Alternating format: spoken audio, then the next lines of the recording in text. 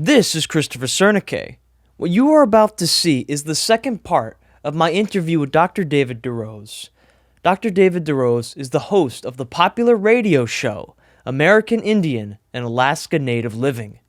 You can find more information about this radio show at www.aianl.org. As with the first part of the interview you're about to see is featured on the Christ Jesus Ministries podcast, Current Topics in Science.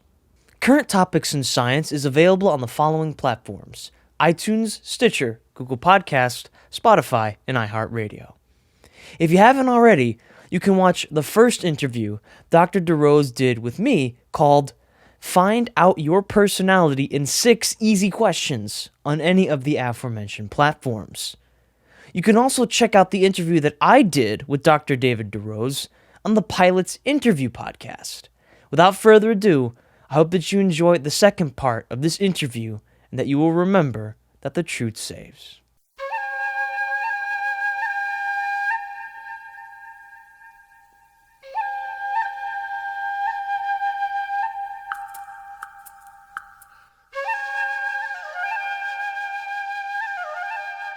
Welcome to the broadcast. I'm Dr. David DeRose. Today we're revisiting a subject that I know resonated with many of you. We're dealing with the subject of personality and just how important it is.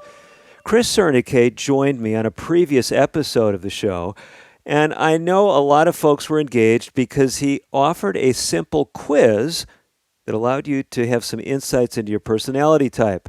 I know a single quiz is not the be-all and end-all, and Chris is back to help us gain some more insights into personality and to give you another quiz. Chris, it's great to have you with us again. It's an absolute pleasure and honor to be here, Dr. DeRose. Chris, for those who didn't catch our previous interview, tell us why, from your perspective, personality and understanding it is just so vital. That's an excellent question, Dr. DeRose. See, personality tests, they're useful because they provide us with a vocabulary for personality. Having this categorical terminology, it can help you and your loved ones express your thoughts in a coherent fashion so each of you can better communicate your needs and your wants with each other. In fact, there's a beautiful quote from a professor from the University of Toronto. His name is Dr. Peterson. He summarized the important need for having these kinds of personality test types. He said, you have to deal with yourself, and you have to deal with other people, and everybody is a personality. And so the more you understand yourself, and the more you understand other people, hypothetically, the better off you're going to be in the world, the better your plans are going to be, and the more likely they'll come to fruition. And I'd also like to say, the less frustration and disappointment you're likely to experience. So as you can see, if we want less frustration and if we want less difficulty and disappointment in our lives and a better relationship in others and a more objective view of ourselves, we should use these different insights from the personality type tests. I think this is so profound because, Chris, I don't know how many times I've heard people say to me, wow, if I just understood this person better, or I don't know why my boss does this, or why my partner does this, or, what's going on with this other kid in the school. It just seems that if we understood a little bit better what made people tick, we could get along with them better. Is that really what we're talking about, at least on one level? I think that that's an accurate representation of the purpose of these results. What I've often found is that sometimes people will have an extreme view or an extreme attachment to these kinds of tests. That's not what the creators of these tests intended for them to be, and that's not how you should practically use them. You see, once you get the result, your goal shouldn't be to obsess over the result you got. Because typically, especially with the one we're going to take today, you'll see that each personality type has a subset of strengths and a subset of weaknesses. And so when you get this, you have now an objective way to look at yourself, take stock of yourself, if you will. And so now you can see, well, there are some areas where I can capitalize on my strengths, But then there are other areas in my life where there are weaknesses, and I can work towards maturing those areas. That way I can have a better relationship with others and have an increased self-respect. Perfect, perfect. So, Chris, what kind of construct are we going to look at today that can help us understand our personality better? So, in the last interview that we did together, we covered what was called the Big Five Personality Quiz. So, today we're going to move on to the 16 Personality Examination. Okay. It's also known as the Myers-Briggs, that's what its founders were named, or sometimes it's called MBTI. So, it's basically a test that is measuring your preferential traits of personality along the lines of personalized habits. So today we're going to get to look at its Jungian origins, how it came to be known as the Myers-Briggs, and we're going to take the 16 Personalities Test truncated version. Okay, so you mentioned the name of Carl Jung or Carl Jung, depending on what place in the world people come from. Tell us why his name often comes up in these discussions. Carl Jung is actually an interesting figure. The first book of his that I read was called The Art of Psychotherapy, and it was deeply influential in my own thoughts. He was a Swiss psychiatrist, psychotherapist, and psychologist. And that's not a tongue twister. It's the truth. Okay. Now, the 16 Personalities Examination, it finds its roots in his ideas and his theories. He has another book. It's called Psychological Types. And concerning psychological type, I'm going to quote from Jung. He said, "What appears to be random behavior is actually the result of differences in the way people prefer to use their mental capacities." So interestingly enough, Carl Jung also made contributions to the field of etymology besides psychology. For those who don't know, etymology, it's the study of word origin. Actually, the terms extrovert and introvert were both coined by Carl Jung. And we're going to get to look into what those two terms mean in a little later during this interview. Well, you've definitely got my interest, and I think a lot of my listeners. I mean, these terms are bantered about, often, and extrovert, introvert, and I've heard different people bring different definitions to the table. So I'm definitely interested in your take on these terms. But I'm interested also, just like you've been sharing with us, to try to gain some more insights into my own personality and to the personality of others. And I am definitely looking forward to the quiz. I know without a shadow of a doubt, my wife is also looking forward to it. She is one of the people that does post-production work for us. She actually did the work on your first show. And she said to me, when she heard that I was going to have you on again, she said, "Well, you have to let me do the post-production work on that show because I want to hear what he had to say." And especially if she knew there's going to be another quiz, it would have been non-negotiable. So, Chris, where do we go from here in understanding all of this better and drawing some of these practical conclusions? I think it would be good to look at whether or not the test we're going to take today is actually even accurate. Sometimes people are concerned because there's a lot of pseudoscience or pop psychology that people hear of. And so you'll look at, say, a BuzzFeed quiz, and you'll get to see what type of cheese you are, and you might be mozzarella, I might be Swiss. But those are more tests that you would take for fun or when you're just wanting to enjoy an afternoon doing something at home. But the Big Five was based in part off of neuroscientific work. Now, the 16 Personalities Test, is it accurate? I would say that it is a valid indicator of preferential personality and mental function. You see, sometimes people will say, well, I took the 16 Personality Test twice, and I got a different result the next time. Okay. But usually, as you'll see when we take the test, there's 4 and 4, and there's 2 different dichotomies, and so there's 8, and they get multiplied to a factor of 16. So you have E and I, N and S, F and T, and J and P, and we'll find out what all these letters mean. Usually, when people take the test again and get a different type, they've switched on one of the dichotomous pairs because the dichotomy in that preference was very, very low.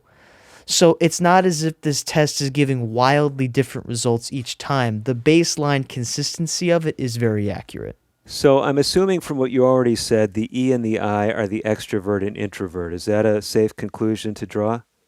That's exactly right. The E is extrovert and the I is introvert. Those terms are actually interesting. As mentioned, they were coined by Jung.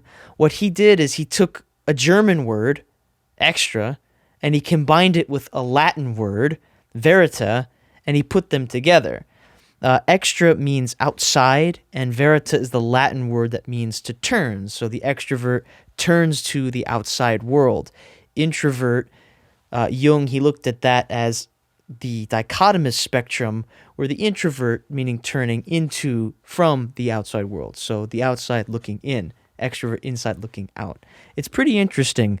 Not only did he contribute to personality psychology, but I've always found it neat that that etymology actually goes back to his initial research. That is interesting. So a lot of times when I hear people trying to decide who's an extrovert, who's an introvert, there's all these simple ways to sort this out, quote unquote simple. Sometimes people say, oh, it's what energizes you. If when you're alone, you're energized, that's an introvert. If you're energized by people, then you're an extrovert. I've heard other characterizations. Is there a simple way to come up with a definition of what an extrovert is like, what an introvert is like? I think it's actually good when you look at all of the different personality spectrums, so all four E and I, N and S, T and F, and then J and P. If you look at all of them, what you'll find is that the way you end up getting that letter is by a process called factor analysis. So we mentioned this last time in our interview about the Big Five, but these personality types, or at least the ones from this test, they're not based on stereotypes. So, oh, that person loves speaking in front of a crowd, they must be an extrovert. I know many introverts who are very talented speakers. In fact, Dr. Peterson, he is an introvert. But he gets on stage, he doesn't have any notes whatsoever, and he'll speak for hours, and very talentedly too. He has audiences in the thousands, and people listen to him, and you'd think, oh, he must be an extrovert bouncing off the walls. But that's really not what he's like. So it's good to avoid these kind of overly simplistic stereotypes. And factor analysis, since I brought it up, just to go over it briefly again, it's a statistical concept. So just like in the last interview I mentioned, imagine you have this bowl of flour. So you reach over, you grab a jar, you take that jar, and you fill it up with water. So you take that bowl of flour, and you pour the water into the bowl. So what happens to the flour? Well, it starts to clump up and take shapes. That's what factor analysis is. So some of these personality traits are more central than others, and so they will overlap, or they'll cluster, they'll clump together. There was a psychologist, Raymond Cattell. He said that when you apply factor analysis to these traits, this procedure will identify the clusters of correlation between the items that have underlying factors. And so then those factors will be the different personality dimensions. So you've given us, I would say, some good theoretical background for understanding where we need to go. Anything else you feel is important before we actually launch into talking about the Briggs-Myers assessment? Sure, actually, I'd like to give a little bit of insight as to why it's called Myers-Briggs. And I want to share a very interesting quote from one of the founders. Isabel Myers and her mother, Catherine Briggs, hence Myers-Briggs, during the Second World War, they tried to take Jung's ideas and make them more accessible to the general public. In fact, Isabel Myers-Briggs, she said, "It is up to each person to recognize his or her preferences." She felt that it was vital that Jung's work, which was very scholarly and analytical and oftentimes very technical in the way he enunciated it, she felt that it was vital that it be brought down to the layperson's level. That way each person can have access to these ideas and use them almost like tools within a toolbox as they continue to relate not only to themselves, within themselves, but with other people. This is, I think, some very, very interesting background. And whether we've got some psychologists who can keep Myers before Briggs, or whether you've got radio hosts who will change it to the Briggs-Myers inventory, we're going to learn some fascinating things that will help every one of you as far as you look at your own personality and at the personality of other people around you. The show is one that you don't want to miss. Chris Sernaque is staying by. I am as well. You do the same. We'll be back right after this. You are back with Dr. David DeRose and with Chris Sernaque. Chris is someone who's put his life, really, into focusing on things of mental health significance. Chris, we didn't really talk much about your background since I figured many of my listeners were already familiar with you. But for the benefit of those who are getting acquainted with you for the first time, just tell us a little bit about yourself before we launch back into our dialogue. Sure, and once again, it's an absolute pleasure and honor to be here. I am a psychotherapist. I studied psychology and forensic science at Ashworth College. I studied integrative mental health at Texas State University, and I am a crisis counselor at Crisis Text Line. And Chris, one of the other things I appreciate about you is you actually are someone who's very comfortable communicating, making things easy. You're the host of a couple of podcasts. For those who don't know you, just briefly tell us what you do in the podcasting world. Sure, we have two podcasts. One is called Current Topics in Science. We'll interview scientists from various backgrounds. The other is called Pilot's Interview, where we'll interview people who are scholars, historians, or theologians. And it's a fascinating cohort of different people that come together. And you can find these two podcasts on any of the major podcast platforms, so iTunes, Stitcher, Google Podcast, Spotify, or iHeartRadio. Great, great. So, Chris, let's come back to the topic at hand. We've been speaking about personality, and I know there's always naysayers, and they say things like, oh, well, no one really cares about this stuff anyway. It's all just a bunch of stuff to give people jobs in the mental health field. But you yourself, in some interesting contexts, have seen how compelling this topic is. I think you have a story that we were talking about off air that might be applicable at this point. Oh yeah, it's actually a pretty funny story. You see, as you mentioned, I do love getting to speak to people. I am an extrovert. Okay. But I went to my favorite store, Target. I saw a woman there. She was stocking the shelves, and I struck up a conversation with her. And we started talking about personality psychology. She mentioned that she had already taken the Myers-Briggs test, which we're going to learn more about. Now, there was a gentleman who was listening to our conversation. He came up and said, "Man, this sounds like a deep conversation. How many personalities did you say that there were?" I told him that there are 16 personalities using the MBTI scale. He said, "Yeah, 16 personalities, and my wife is every single one of them." Okay. So maybe he needed some personality training and some insight that would help him deal with his wife. What do you think about that? Is that a safe conclusion to come to? I think what's interesting is that people will often ask, like, can I use this to determine my romantic compatibility with someone? Interesting. Now, I won't mention this individual's name, but it was actually somebody I interviewed. And what was interesting is that they took the personality test, MBTI or 16 personalities, after we got done talking. Then they had their wife take it, and then they had their mother take it, because their mom was living with them at that time.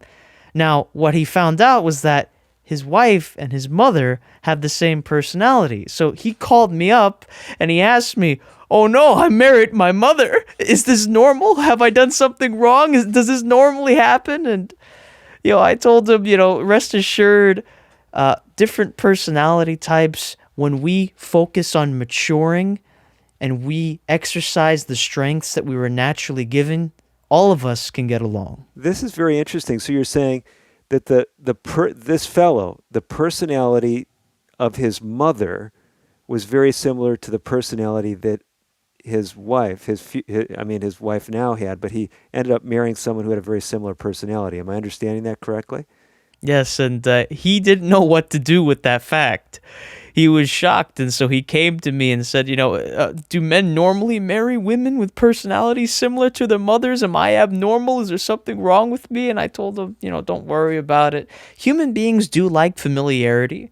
And so, yeah, perhaps if your wife does remind you very much of your mother and you are very fond of your mother, I mean, you'll naturally gravitate towards what you like and what you're familiar with. So there's nothing abnormal about that. Fair enough. So, are we going to actually get a chance to take a modified version of this test?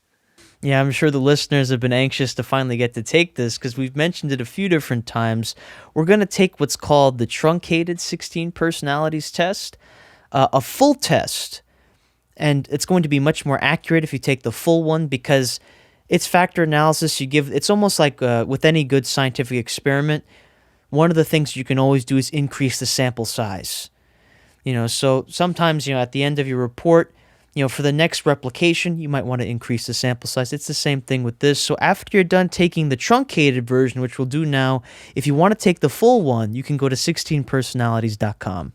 Oh, just simply 16, the number 16, Number personalities.com? 16personalities.com. I am going to jot that down because I know that it's likely that I'm going to hear from someone who's going to ask about it.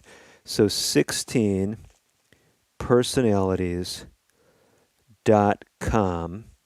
And if the doctor can read his own writing, we're in good shape. If not, you'll get a call from me or a text or something, okay? 16personalities.com. And is there a charge to take the test?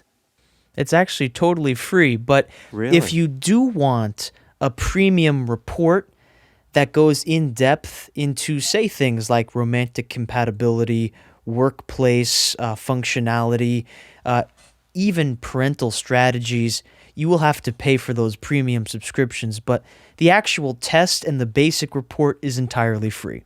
Wow, thank you for that. So all of you have gotten a beautiful reference to learn more about your personality. 16personalities.com. I can read my own writing, correct?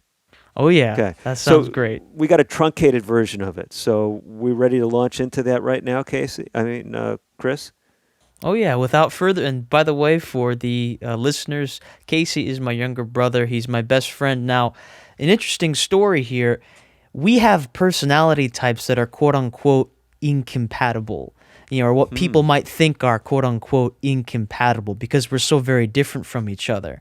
But in reality, like I said earlier, there's no sense in becoming a 16 personalities bigot where you exclude people or judge people based off of their personalities. The way I look at it, the way Carl Jung looked at it, is you learn about your personality. That way you can grow as a person and help understand other people. It's not for the exclusion of others. But without further ado, are we ready to take the truncated personalities 6 test? I think we are, and I appreciate you bailing me out. People are wondering perhaps why the host is calling you Casey from time to time. But just to give Casey credit where credit is due, Casey is the tech member of the team on the Sernaque side, and he's been helping me out. So I've been dealing a lot with Casey over the last few days because we've had some unique challenges with our system. I feel he's really been a great help. So just my hat's off to your brother. And I wasn't planning to mention him on the show. I probably should have been. So I'm glad that I misspoke there a minute ago. So Chris, please launch into this truncated version of the Myers-Briggs Personality Test. Sure, and after we're done with the test, that once we get into explaining it, I can actually reveal what Casey and I are, because some people think it's incompatible, but you'll see, we work quite fine. And thanks for mentioning him, I appreciate that. So without further ado, here is the truncated 16 personalities exam. This is question 1. So this is question 1. There's option E or option I. When it is time to recharge your batteries, do you prefer to be alone or with people? So we have option E or option I. And which is which? Do you tell us? So option E would be with people. Option I would be alone. So recharging our batteries, either E with people or I alone. Exactly, and that was the first question. Okay, so we have 4 more. Oh, this is easy. So we got 5 questions in this one, too. This one's only about 4 questions. Okay. So I'm ready. So question 2. If you're going to study a certain subject, would you be more interested in knowing the facts or the relationship between the ideas and how they can be used in the future? So option S is knowing the facts. And then we have option N, that's the relationship between the ideas and how they're used. So to reiterate, if you're going to study a subject, would you be interested in knowing the facts, option S, or would you be interested in the relationship between the ideas and how they're used, option N? Now somebody might say, well, I'm kind of drawn towards both. We might want to pick the one that you most often go with. So that's the same with all of these different answers. You might feel a little torn between both, but that's because the dichotomy level might be low in you. So just pick the one that you most often gravitate towards. So Chris, just for the benefit of everyone and for the benefit of myself, because I'm filling this quiz out myself as well. So when we talk about relations between ideas and the facts, it's still a little muddy. I want to get a little bit more into this in our next segment, but our time right now is rapidly slipping away. So we're going to be right back. We're going to finish this quiz, and we're going to talk together about things that can make a difference for you. Stay tuned. More right after this. You're back with the second half of today's edition of the broadcast. Dr. David DeRose with psychotherapist Chris Sernaque. He's trying to help you have better insights into your own personality as well as the personality of those that you rub shoulders with. Chris, you've been walking us through a quiz, and that first quiz question had to do with what energizes us. Is it other people? That would be E. Or do we want to be alone when we need to be refreshed, rejuvenated, energized? Have I got the terminology right? Mm-hmm. And that was I. The second question. Now, this one I'm still struggling with a little bit, and maybe my listeners are thinking, well, wow, what is so difficult about this? But you asked us to choose between an S, which was a focus on the facts, and an N, which you said was more on relationships and how things relate to future events. Did I understand what you were describing? Mm-hmm. The S would be the knowing of the facts, and the N is the relationship between the ideas and how those ideas can be used in the future. So it makes sense sometimes when you hear this kind of new terminology to feel as though I don't really quite understand what is being asked or said here. Uh-huh. Now, when you're taking the truncated version of this test, you have to keep in mind that when you're taking the full version, you're going to get the opportunity to answer multiple questions measuring the same dichotomy. Now, with the truncated version, as I mentioned, you're only getting the one question trying to measure the dichotomies E, I, S, N, F, T, or J, P. Mm-hmm. But with the larger test, you'll have multiple questions. That way, if you didn't understand a question, like on the 16 personalities test, it'll give you the option to have highly agree, moderately agree, neutral, I don't understand, or skip the question. And then it'll have disagree, highly agree, absolutely totally disagree. So it gives you a broader spectrum. So for your listeners who aren't really satisfied with the result or who might get a different result when they take the full version, keep in mind that when you do take the full version, because it's increased the sample size of the questions, it has a more accurate factor analysis. Good. Well, that does help. Okay, so you've got me to choose between S and N. I've made my decision there, so I'm ready for at least a couple more questions. Well, we have 2 more. This is the third one.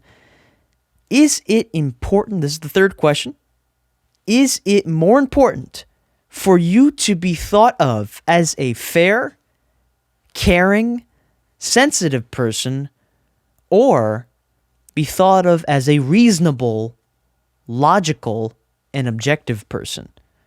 So, question 3 again was, is it more important for you to be thought of as fair, caring, or sensitive? That's option F. So option F is fair, caring, or sensitive. Then we have option T, reasonable, logical and objective? Is it more important for you to be option F, fair, caring, sensitive, or T, reasonable, logical, objective? Okay. That was straightforward enough. So I think we're ready to move on to number 4. So actually, this is the final question.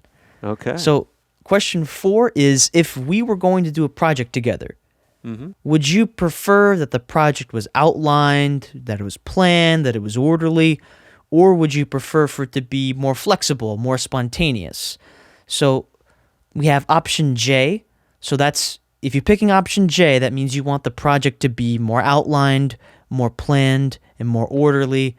But if you're picking option P, then you want it to be more flexible, more spontaneous. Okay. Well, those other than number 2, those dichotomies seem to be pretty clear. So number 4 is whether I want something really precise, outlined, specific, and then the P would be more flexible, more giving a little bit more leeway for maybe individuality if I'm interpreting it correctly. Fair enough? Fair enough. Okay, so I've got the 4 questions. I have answered them all. And hopefully all of you listening to the show have done the same thing, because Chris, I'm expecting you to now walk us through what we just answered. And so you should have gotten a 4-letter combination, something along the lines of E, N, F, or J, like mine. I am an ENFJ. That's otherwise known as the protagonist. My brother got ISTJ when he took this test. Those are the logisticians. Now, certain personality types are rarer or not as common as the other. The ENFJ is actually one of the rarest. I believe only 2% of adult males are ENFJs. Wow. So we were fortunate to get you on the show today, weren't we? I'm going extinct. Okay. So are you going to tell us a little bit more about these different personalities that are determined by these 4 questions? So now that you've got your result, it's this strange letter combination. You're Yeah, probably I got wondering, what exactly is it? I'm curious about what yours is, Dr. DeRose, but what you'll see is that you can put your personality into one of 4 categories. So the 4 categories are analysts, diplomats, sentinels, or explorers. So it's 16 personalities. So the test has 4 personality types that are arranged into 4 different personalities. So that's 4 times 4, hence 16 personalities. So we have the diplomats, the analysts, the sentinels, and the explorers. So let's look at one of the categories. We have the 4 analysts, and I'm curious what category you'd end up fitting in, Dr. DeRose. Actually, let me know when you read your category, or when I read your number. I want to know when you come up. Okay. So we have the 4 analysts. That's the INTJ, the INTP, the ENTJ, or the ENTP. So these personality types are typically described as rational, intellectual, strong-willed, and strategic. Now, those are the strengths, and like I said earlier, there's strengths and weaknesses to all of them. So if an analyst, say, becomes unbalanced, they'll experience difficulties in their romantic and their social pursuits because they end up becoming so strong-willed and independent that they'll push other people away. And so that's why there's an important balance in maintaining your strengths and your weaknesses. That's really what this is for. It's to learn this, not to become obsessed with your type or to exclude others because their type doesn't match yours, but to learn where your strengths and weaknesses lie. That way you can move forward. Fair enough. So you've come close to my letter combination, but we haven't gotten there yet. Okay, so we're going to look at the next category of personality. We have the I. These are the diplomats. We have the INFJ. We have the INFP, the ENFJ, which is mine, and the ENFP. I'm with you. I'm in the diplomat category. Oh, you are in the diplomat category. So INFJ is typically the advocate, ENFJ the protagonist, INFP the mediator, and then ENFP the campaigner. People who are diplomats are often described as being empathetic, cooperative, very harmonizing, even influential. Some say they might make great counselors. However, if diplomats will let their emotions get the better of their rationality, they might have difficulty making decisions, such as humanitarian ones. So we always want to strive for balance, and that'll bring us to another category of personality. That's the 4 sentinel personality types: the ISTJ, which is what my brother is, the ISFJ, the ESTJ, and the ESFJ. Now, people in the sentinel category usually focus on practicality, order, security, and they're more often than not willing to work within hierarchies and climb up the ranks. Now, however, once again, as we said before, there are strengths and weaknesses to each type. So sentinels, if they allow their weaknesses to go unchecked, they might come off as being stubborn individuals who are insecure, and people might be frustrated to work with them because it might seem like they're inflexible and won't consider other people's viewpoints. And so we've now reached our final category of personality. These are the explorer personality types: the ISTP, the ISFP, the ESTP, and the ESFP. They're typically looked at as spontaneous and energetic, and these people, they're quick thinking, they're sharp-witted, and they can be pretty convincing.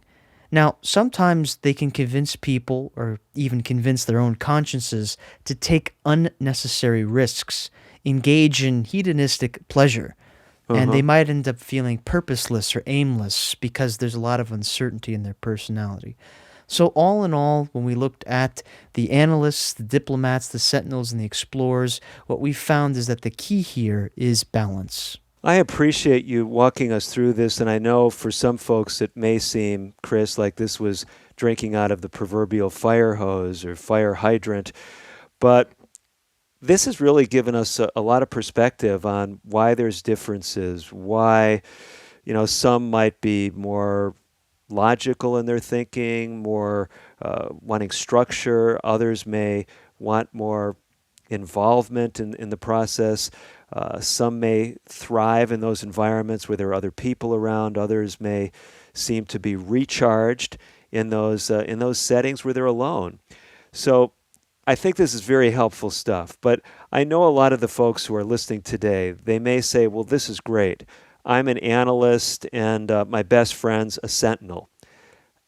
I've also heard you saying you don't want us to get overly concerned, like, oh no, I just found out that my business partner is such and such. How could we ever work together? Because you illustrated with you and your brother. Absolutely. There's no sense in becoming prejudiced or bigoted over different personality types. I think, as I mentioned earlier in the interview, the key here is to maximize your strength, especially the strengths you have in common. See, my brother's ISTJ, I'm ENFJ. Both of us have that J in common, that judging or that orderly or that structured element to our personalities. And we've many times used that together. That way we can find that common ground, harmonize, and continue to push forward with each other. These are powerful insights, Chris, and I know a lot of folks, they maybe went through this. They said, I'm not really sure. I think I'm more of a sentinel than an explorer. You mentioned that there's a way to get more precise information about this free of charge. Give us that website again where someone could go and take the full Myers-Briggs inventory. So if you're interested in checking out the full 16 personalities test, you can check out 16, that's 1-6, so 16personalities.com. Okay. Thank you so much. And as we're winding up this segment, I know because of various scheduling issues, it looks like you may not be able to be with me my final segment. We do have something special for our listeners lined up then, but others will want to connect with you, Chris, and really take in some of your other great insights, your podcasts. Again, could you tell us the name of the podcast that you host? Sure. The 2 podcasts are Current Topics in Science and Pilot's Interview. Chris Sernaque, he's been my guest. He's been walking us through personality types. Hopefully you've gained some insights that will make a difference for you, not only personally, but as you deal with other people. Like I promised, we've got another final segment coming up in today's show. You don't want to miss it. I'm Dr. David DeRose. We will be back with more right after this. Stay tuned. So what you just saw was an interview between Dr. David DeRose and I on his popular radio show, American Indian and Alaska Native Living. We spoke about the 16 personalities test, otherwise known as the Myers-Briggs test. Now what's interesting is that from a biblical application, Jeremiah 1:5, it seems to suggest that we're born with our personalities, or that our personalities are, in a sense, a gift from God. The Apostle Paul even says that we're each given spiritual gifts, and so we can use the gifts that God has given us for the furtherance of His work. So due to some technical difficulties, the interview didn't actually come to a close, as you just saw. But be sure to check out the rest of the content, including the first interview and the interview that I did with Dr. DeRose on the Christ Jesus Ministries YouTube channel. Take note of the fact that God has given you special gifts, and remember, the truth saves.